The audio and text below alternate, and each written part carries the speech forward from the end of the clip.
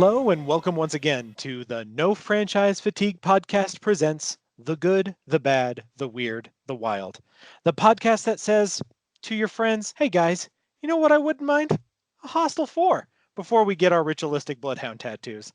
Once again, this is one of our series where we will attempt to dissect 4 films from a cinematic figure as good, bad, weird, and you guessed it, wild. My name is Matt, and I am once again joined by my gore and dark humor loving co host, Sean. How are you doing today, sir? Doing very well. Very excited to talk about Eli Roth. It was a big part of growing up as a gorehound.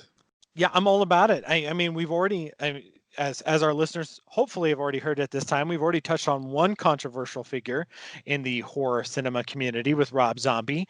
I felt like it was only appropriate to touch on Eli Roth, partially because he's a controversial figure, but also because he is, in a way, a modern auteur. A lot of his films distinctly feel like Eli Roth films. And I think that's something that he can pride himself on, love him or hate him. That's something that I think is really interesting, and I'm really excited to kind of dive bomb into, the filmography of Eli Roth. Jumping right in on that level, what is your good? This one's a hard choice for me. And I should preface my any of my choices here by saying that I have a distinctly love-hate relationship with Eli Roth. I love his style. I don't think it always works. And so for me, I was torn between 2 good choices. And I'm really curious to see if you choose the other one for the good choice. But my choice for the good is his debut, Cabin Fever. I think Cabin Fever is a fantastic blend of gorehound horror and pitch black slapstick comedy, which is such a strange combination to throw together. The film has an energy. There's a raw energy to it. You can tell that he was a director at this time who wanted to make a statement and tries to do it immediately as he digs into it. And for those of you who haven't seen Cabin Fever, obviously we are going to be talking a little bit about spoilers for all of his films as we kind of dig into them and chat about him. So just in case you haven't seen it, definitely go check it out. Cabin Fever is fantastic. You know, it was a film that I was sold on when I saw it at the video store because it had a quote from Peter Jackson on the cover. And growing up with early Peter Jackson films like Dead Alive or Bad Taste, I was immediately sold on that concept. Absolutely a gore producer himself. Yeah. And speaking of, also a purveyor of weird humor if you've never seen Meet the Feebles. I feel like, yeah, Peter Jackson caught my eye with it. Obviously, the cover with the skull in the trees is kind of a fun throwback to old school horror posters. I was drawn into it for that reason.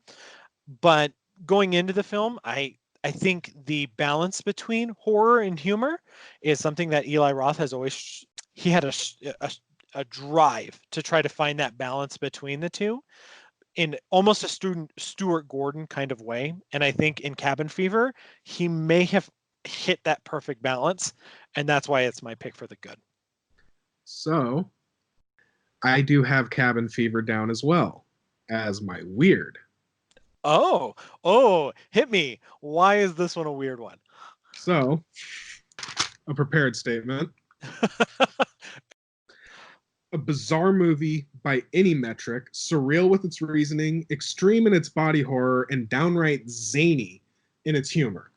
This was an easy and justifiable weird choice. But for me, none of that is specifically why. Anyone who's seen Cabin Fever knows what I'm about to say, but allow me to set the scene anyway. Our characters are falling apart due to the mysterious flesh eating disease, and one, Bert, goes to town seeking help. In front of a convenience store is a mulleted child who starts screaming about pancakes. And when Pancake Kid doesn't get satisfaction, he slow-mo karate kicks his way across the distance and bites Bert on the hand in what is one of the most legit WTF moments in all of cinematic history. I fully agree. I think that sequence is batshit insane. It also goes to prove that in the same movie, you have a sequence like that, which truthfully has no relevancy to the plot at all. At all, right? You have this blonde mulleted kid who bites somebody and screams about pancakes. And then you also have a scene in this movie, which is the scene where she goes to shave her legs, which Oh, might be one of the most skin crawling scenes I've ever seen in modern horror cinema. And there's a much more famous gore sequence in this movie oh, that other people talk about, right. But for me, it's that shaving sequence, because it is something that's so mundane, and that that if you're a woman, you do it all the time. As a man, you shave. That shaving is an act that you understand, and to see the gore that goes with it just like completely just knocks out my legs from underneath me. basically the other famous scene being where he uh is fingering a wound. Ryder Strong is Yeah. yeah. Ryder Strong, who if you're our age, as the best friend from Boy Meets World, and to see him in this kind of a movie, you're like, that freaks me out a little bit, like, because it's Yeah. like he was like your childhood friend, and then you see him in a movie like this, and I think that's an interesting choice. And Ryder Strong has done a lot of interesting movies in his career, and a lot of interesting genre films, and so like I can't negate him on this, but I think this one might be one of his most memorable roles too. So, for my good, I went with A House with a Clock in Its Walls. Could have just as easily been my weird choice, actually, an Eli Roth family film. I mean, wow. And yet, it's got that kind of classic Monster Squad attitude that believes kids can handle more macabre stuff than they're typically credited with. Jack Black in probably his best and funniest role in years, and Roth's highest grossing film, frankly. It was interesting to see Roth focused entirely on direction, since this is an adaptation. He didn't write it. And personally, as a lifelong David Lynch Twin Peaks fan, I'll pretty much always enjoy Kyle MacLachlan in anything. And he's a small role, but incredibly memorable in this movie, Very much, for him. very, very much so. So, I mean, there's not. I wish there was more to comment on, because it is, despite being my choice, pretty straightforward film by Roth. Although, like you said in the intro, you can always tell a Roth film. This is definitely shot like an Eli Roth film. It's just not like gory or as sexually and emotionally stunted as a typical Eli Roth film. That's a completely fair assessment. And I was really challenged with this film, partially because I agree. And at the time I watched it when it first came out, I actually spoke with my brother, and I had told him, he had asked me, how is it? And I said, it might be Eli Roth's best directorial effort, simply because it's one of his most cohesive films, in terms of story and narrative. But it's also a film that weirdly, even though he leans away from the gore, obviously to make it a children's film, but he can still use that weird slapstick humor he likes to throw into his films for a kid's film. The giant lion bush that like lives in the yard, and it's actually just like a cat that lives there, has a lot of kind of slapstick humor to it. And it's a scene like that, which is very childish, but it worked for me. And I almost picked this for my wild card pick. I also think you're right. Jack Black, it's one of his best roles in a long, long time. I think his weird chemistry with Kate Blanchett is fantastic in it. The way they banter and bicker. Off each other so well. Yeah, and bless their hearts for that. I think the movie hits a lot of that magic. And like you said, you mentioned Monster Squad. I think for people our age, that are either older millennial or maybe younger generation X, that Amblin Entertainment kind of feel to those 80s kids movies, this movie actually replicates it in a way that's both kind of a throwback to that, but still pretty modern. It doesn't quite go as edgy as, say, like something like Monster Squad or Goonies, but it comes really close. And for a modern film, that's kind of impressive. Yeah. All right, Matt. And what would you call The Bad? And boy, what an embarrassment of riches you have for this one. So here's my thing. as I said, I have a love-hate relationship with Eli Roth in a lot of ways, partially because there's sequences in all of his films that I think are both brilliant and terrible. So I don't think that there's a film of his that's quite as efficient. Like I said, I think The House with the Clock in Its Walls is his most efficient. And I'm going to make a little bit of a controversial choice here, I think, for my pick for bad, because I technically don't think it's his worst film. But for me, it was one of probably the most disappointing, and that's Green Inferno. Interesting. I'm Yeah, not kind even of a figured. little bit kidding. We're about to have our first real debate on this show because I was that close to calling it his best. Yeah, yeah. So here's my reasoning for throwing it on to the bad. It's not because this movie is particularly bad, but I think the hype around this film, this idea of Eli Roth resurrecting the Italian cannibal genre, which he is a perfect fit for, Absolutely. right? This That, as a film, matter of fact, that is putting a hat on a hat. That right, particular. absolutely. And then this film goes through this weird production history where it ends up taking forever to come out. Mm-hmm. It premieres, keeps getting pushed back for a variety of different reasons before it finally opens up, and it only gets a select run. Like, basically, where I was living at the time, played in one theater. Mm-hmm. All my friends and I went to it. We actually went and ate barbecue beforehand, in an effort to just get into the mood. But we went and saw this, and for me, the reason why I think this movie was so disappointing is, number one, I think this movie has a huge disparity between the humor and the horror going in. It's got some great moments of horror. I think the use of the tribe is fantastic. I think some of the So visuals along with that are great. I do think it's notably cool that he actually went into the jungle and actually found an indigenous tribe that was willing and knowledgeable. He actually showed them Cannibal Holocaust. They thought it was hilarious, so that they knew what they were doing. He wasn't even like exploitative about it, which, given that he's a modern exploitation director, is kind of funny and cool. Right. Yeah. And I think there's things to really like about this. I think for me, the humor almost in general falls flat. And I think it has to do with the slapstick humor of it. Some of the sexualized humor of it. The scene with the gentleman in the cage masturbating, like, doesn't work for me at all as a joke.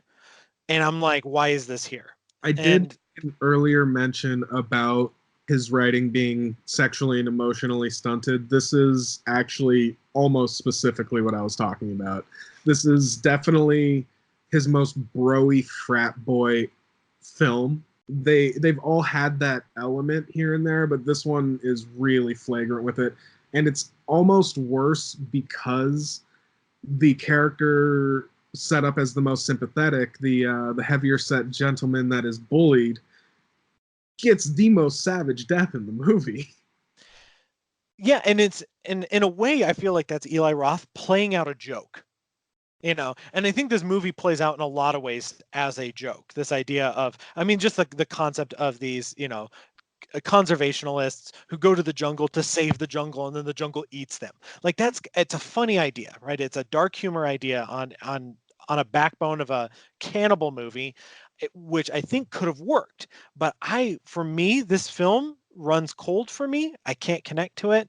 I mean, I enjoy it for what it is. I enjoy all of Eli Roth's movies to an extent, but for me, this one just reigns disappointment. Whereas at the end of the day, as a gorehound that has been deserted since the early aughts, it was just nice to see a movie that was this brutal.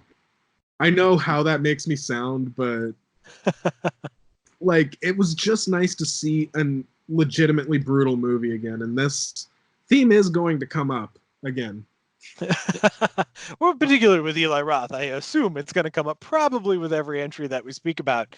Now, I'm going to throw this out there because in 2013, when this film kind of came out and was doing the rounds and everything, they announced it was going to get a sequel which, to this day, and probably will never see the light of day.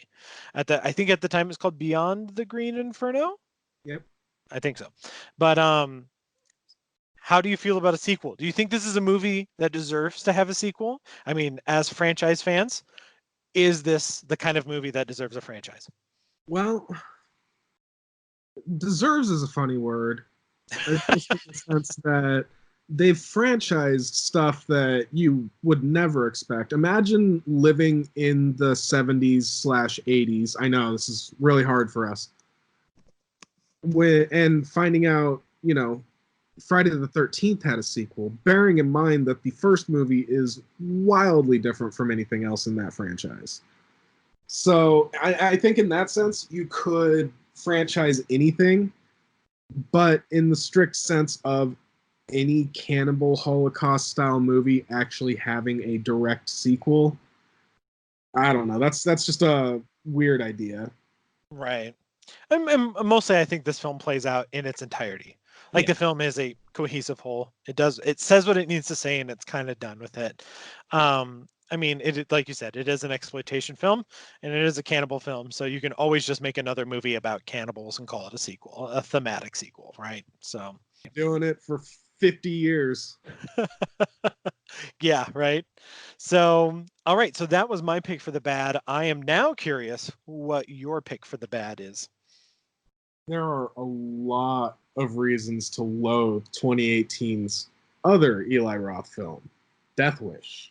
This rushed remake of the classic 70s revenge movie more than misses the point. It actually misses the point of the book more than the originals did.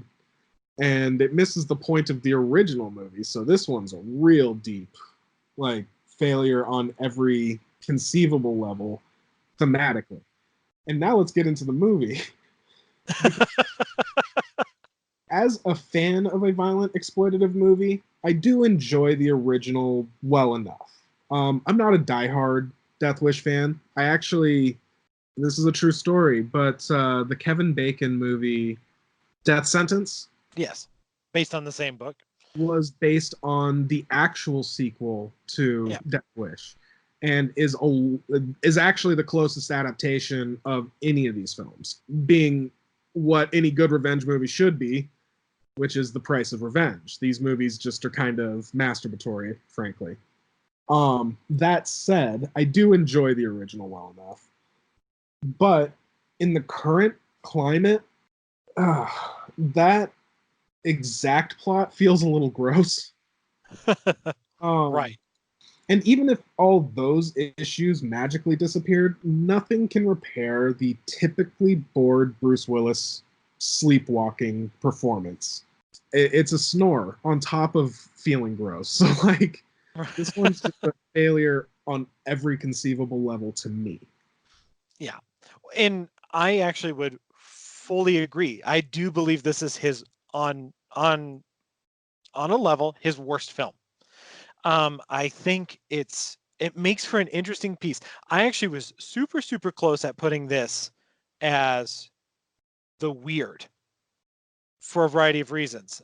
Even though it's his worst film, and that is because as a film, it's interesting. Number one, to see Eli Roth for the first time jump into a studio system Mm. and try to work within a studio system. I don't think it works. I don't know if which I get. Okay, so that was a lie because he did do a House with a Clock in Its Walls, which is very much a studio film. Although And Death Wish came out first, so you're not wrong. right. So yeah, so it was interesting to see him experiment in a studio system in those regards. I think there's some interesting ideas in there. It feels like we as we mentioned at the beginning, he's in a lot of ways an auteur. This is his the least Eli Roth film he's done, It feels even with a kids film. in every way. Yeah. I mean you're absolutely spot on. Bruce Willis sleepwalks through this film. He's a snore in it. It's weirdly one of his best performances still in the last like 10 years. And he still sleepwalks through it. You do have this great side performance from Vincent D'Onofrio as his brother that I think is really interesting. And then as soon as he's introduced, the whole time I was like, why isn't Vincent D'Onofrio the lead? I feel that way about a lot of things Vincent D'Onofrio was in, actually. I highly agree. That's he's an astounding actor. He's so versatile, and having him in this movie only makes me wanted to see a Death Wish remake with him in it. But as I'm a huge Death Wish fan. I grew up with all the movies, all 5 of them. I can't tell you how many times as a kid we watched the first Death Wish and Death Wish 3. We would watch those 2 on repeat over and over and over again. With all the constant rape and murder, that is a great children's series. Yeah, Yeah. yeah, that's how you grow up, right? So, but yeah, I mean, we used to watch that stuff. My brother and I used to watch that stuff, and so we grew up, especially Death Wish 3. That was a movie because it was a little bit more cartoony, and it had a high energy to it. Is that And where he has the bazooka? yes, naturally, um, it's a canon film. What do you expect? God, I'm But just yeah, just the Death Wish remake. And like I said, I was this close to putting it as my choice for the weird, but I think that's a very valid choice for the bad. So very kidding. valid. As a matter of fact, good segue since we already covered my weird. What is yours? So I'm jumping into the weird because now I really like Hostel. I think Hostel is a really interesting film. The fact that it's essentially a gore exploitation film that got a very wide release and did very well at the box office is nothing short of kind of fascinating in so many ways. There's entire podcasts and episodes from people much smarter than me analyzing the rise of torture films in the 2000s and kind of what constituted that. We don't have to go into there. Actually, there is a podcast called Nightmare University that's hosted by Dr. Rebecca McKendry. She does a fantastic analysis of the rise of torture films, and so I won't go into there. And that's actually Hostel's not my choice for the weird. My choice is Hostel Part 2. Wow, we crossed over again. You just hit my wild. Wild card. So so so since we since we're talking a little bit about Hostel Part 2, I think it's necessary to talk about Hostel Part 1 a little bit. Fair enough. What's interesting about Hostel Part 1 is that it plays very vague with its concept. It's more of a narrative movie than a plot movie. And I think that's really bold. So, and with its success, making a sequel is not obviously that it was almost a smart choice by the studios and everything. Why I like to choose Hostel Part 2 as my choice for the wild is that I like it better than Hostel. I know. It's a bold move, Cotton. Let's see what they do with it. I think this movie has, whereas the first Hostel has a very kind of distinctive 2000s American exploitation film feel to it, along the ilks. I don't think Saw fits into that quite as much as the other films, but it fits into it. Kind of set the tone for that. What I think is really cool about Hustle Part 2, for me anyway, is that I feel like he really ratcheted up the European influence. And so you get this feel of like, before the Green Inferno and everything, of this Italian exploitation film. I think visually he took what he did in Hostel and refined it a little bit, and I think he delivers a really, really fascinating film here. And it's got a fascinating plot and narrative where you kind of don't see what's coming that's coming along. And although fans tend to not like this one nearly as much, I go to bat for this one every time. And I think that Hustle Part 2 is low key one of his best films. Please allow me to rectify that opinion. Yeah, let's tackle this. So the thing is, actually, what's funny is the fan base is not as big on this one, but this was a critically better regarded movie actually than the first. And the thing is, Hostel 2 does have more and better plot. That's literally undeniable. Right. But to me, that's its weakness.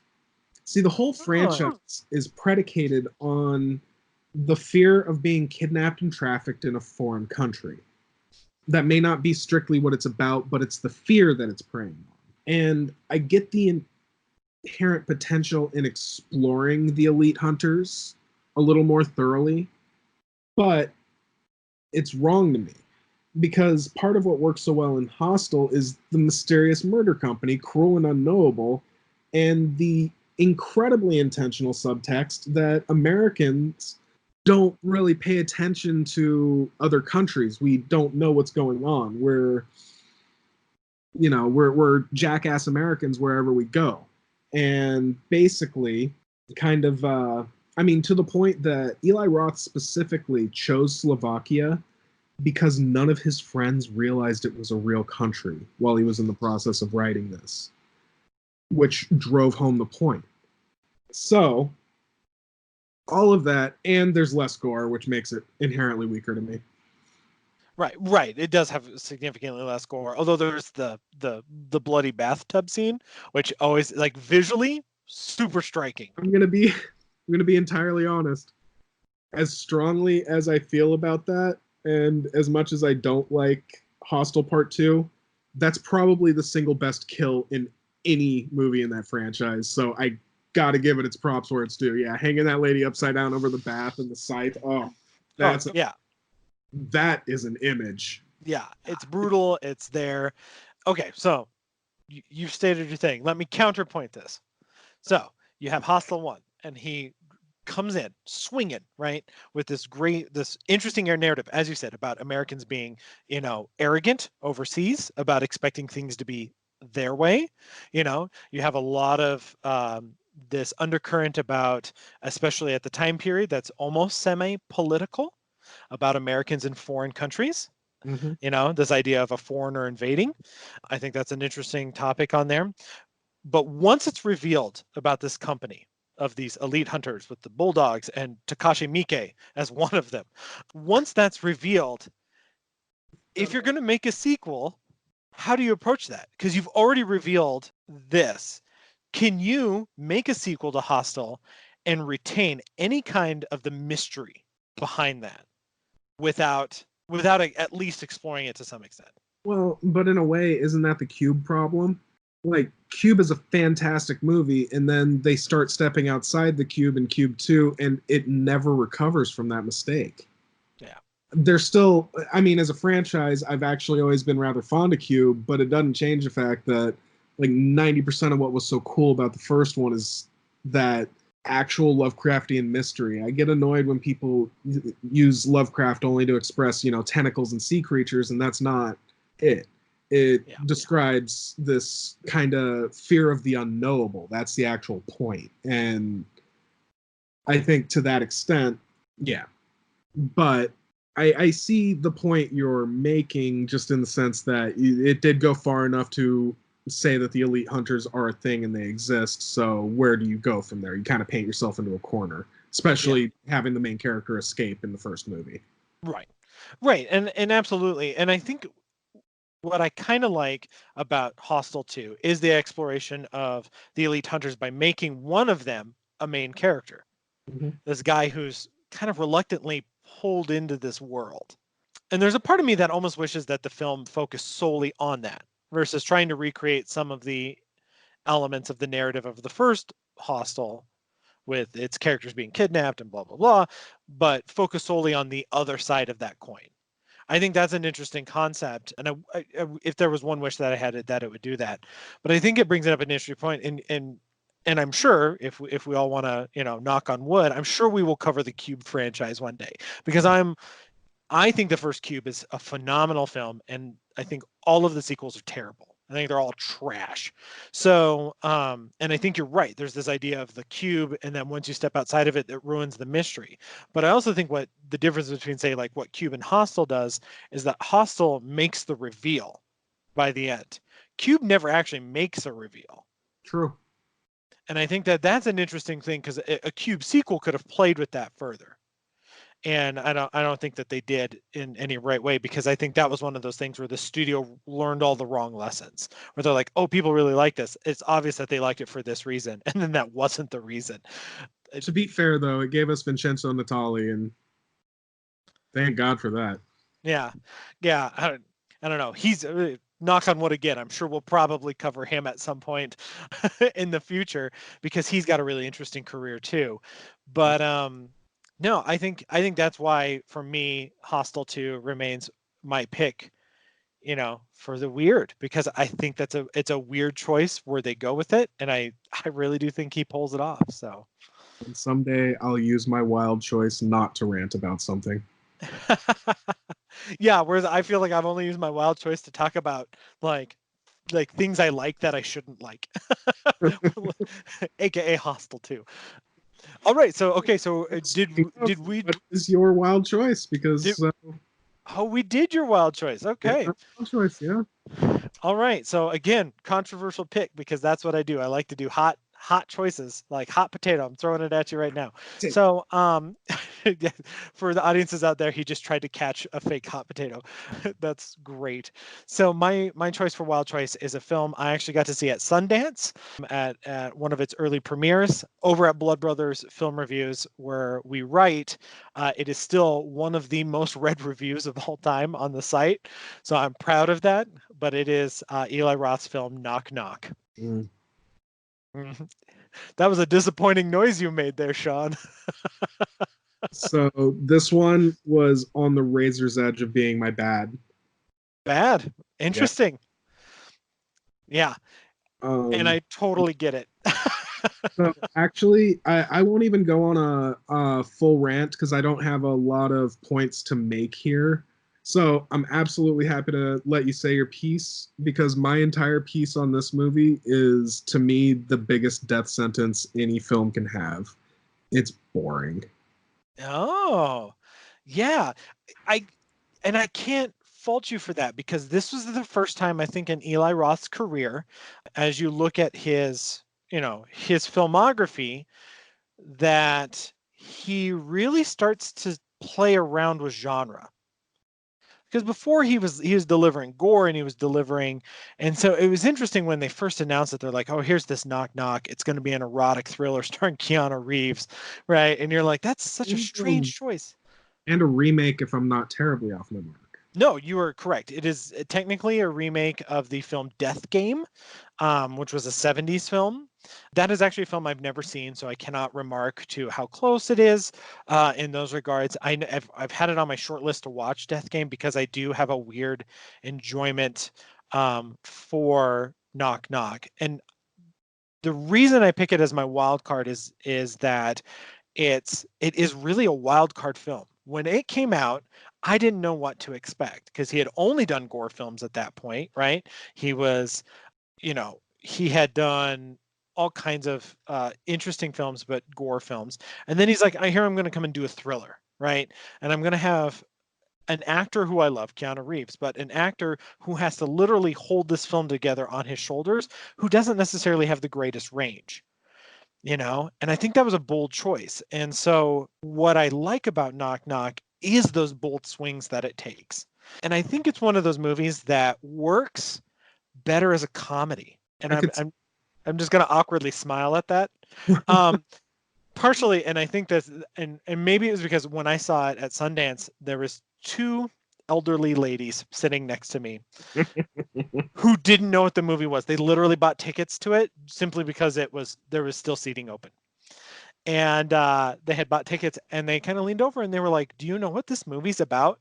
And I was like, "Ladies, you are in for an experience." Because this guy as a director does not hold back. So it's kind of a film that does a lot of weird things. It tries to disturb you in weird ways. I think for me, some of the humor falls flat. Some of it really works for me. I think as a film, it's got this weird balance between tension and attention. Like it tries to draw attention to itself in a lot of strange ways. And I kind of like it. I like its weird combination of things, and that's why I got to throw Knock Knock out there for my choice for wild card. One small piece of credit I will give it, harsh opinion aside, is Lorenza Izzo and Ana de Armas as the girls, the murderous duo. Phenomenal. They really are Yeah. great in the movie. And the only, I think, other point I would make is if you want to see this movie but good, seek out Hard Candy. Oh yeah, Hard Candy. Well, yeah, Hard Candy's a phenomenal film. I cannot fault that film for it at all. I think what's really interesting for me though about Knock Knock, even compared to like Hard Candy, is that I like that the film plays around with it. You don't know why they're there, you know, and I think and because their story keeps changing, and I think that's kind of cool. And then when you kind of finally realize what it is, it kind of a letdown, but nonetheless, as it's going through it, it plays with its audience a lot, and I think that's um, it, as the girls are kind of playing around with Keanu Reeves and taking him in weird directions and things like that. That's what this movie does with its audience, and I think that's a really interesting parallel. All right. Well, I think that about covers it for Eli Roth's Good, Bad, Weird, and Wild. Yeah. Any last things about Eli Roth? I don't know. I mean, he hasn't directed a lot lately, so I don't know if we even have anything more coming from him in the near future. Although considering I think his most recent work is his best, I feel like if he wanted to do something else, I'm certainly game. And going through and kind of researching for this episode, I think I did come to realize that I definitely respect his capacity as a producer. And like he's really attached his name to some phenomenal projects and brought he's much like Quentin Tarantino in that way that he shed light on some really great stuff that probably would have never come out otherwise. For sure, for sure. I mean, like he attaches his name to a lot of interesting stuff, and for a very long time that was kind of what he did. He attached his name as a producer credits, and it's amazing kind of because he obviously loves horror movies, and so he sticks a lot to that. So attaching his name to The Sacrament, that Ty West film, or attaching his name to The Last Exorcism, which I think is a phenomenal found footage film, and then even going as far as just this year attaching his name to Haunt as a producer. And Haunt is a low-key runner-up for one of the best horror films of the year. So he gets his name out there. This is a true story for our listeners. The web forum Matt and I met on, he has been evangelizing Haunt and has converted almost everyone who actually posts there, myself included, by the way. That is absolutely a great movie. Low key, probably the best horror of 2019. Yeah, I think Haunt is phenomenal, and he's a producer on it. It's also shocking to us to see what else he produces because he throws his name on a lot of stuff. I mean, The Man with the Iron Fists, which is a throwback homage martial arts film. He's weirdly a producer on the Baywatch remake. I didn't know that. Man Yeah. Fist, I respect the hell out of, although am not terribly fond of. Right. But I mean, I love the RZA, and boy, he went for it. Yeah. Well, and yeah, oh yeah, don't get me wrong. I think The Man with the Iron Fist is its own thing. Entirely. Russell Crowe is just in a whole different movie than everybody else. Which almost makes me like him more in that movie because of it. That he's just like, and I'm pretty sure his character's a drunk, and I'm pretty sure he method acted that entire film. Like, I don't think he didn't show up to set drunk at all, because it's like, I'm not sure he learned a single line in it. I'm not sure he did, and it almost makes it better. And like, oh man, that movie's like has a massive amount of flaws. Yeah. But yeah, it's a beautifully flawed movie.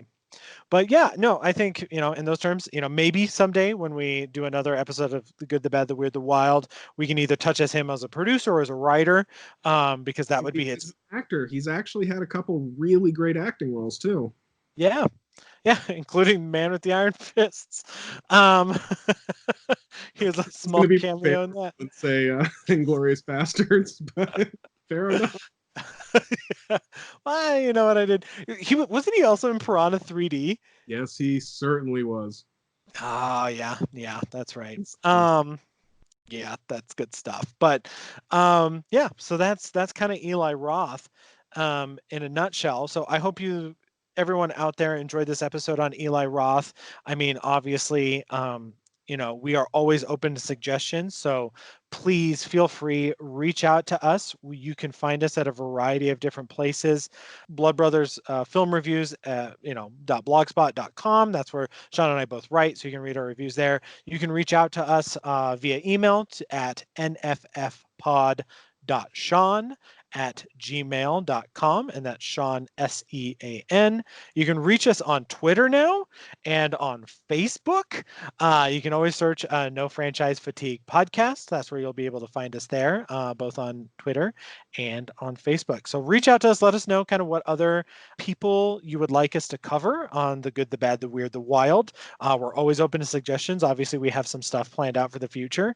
And that includes next month, we're going to be tackling a really interesting figure, one that is certainly close to my heart in terms of a writer and director, but we're going to be talking about Shane Black. So, and I think, so if you're out there and you want to follow along with us, pick your own choices, the good, the bad, the weird, the wild. We want to hear what you have to pick for those, for each of our people that we do. Start watching your Shane Black films, because that's going to be coming up next year. So thank you for listening to another episode of No Franchise Fatigue Presents The Good, the Bad, the Weird, the Wild. have a good evening.